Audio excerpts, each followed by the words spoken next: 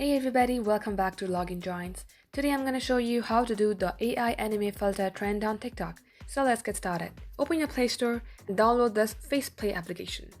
Once you do so, open that application. All of these templates are not free, so make sure to get a free one.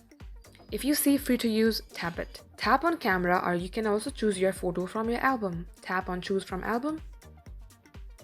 Tap confirm. Wait till the processing gets completed. Once it is done, tap on save. Open your TikTok application, tap on search bar, and type in AI anime filter CapCut. Then select any one of these videos. Tap where it says CapCut try this template. Tap use template in CapCut. If you don't have CapCut, you can easily download CapCut in your Play Store. Tap on use template. In CapCut, choose a before and after picture. Then tap on export. Tap on export with watermark. You can use that templates for your TikTok. Thank you all for watching, and this is how you do it.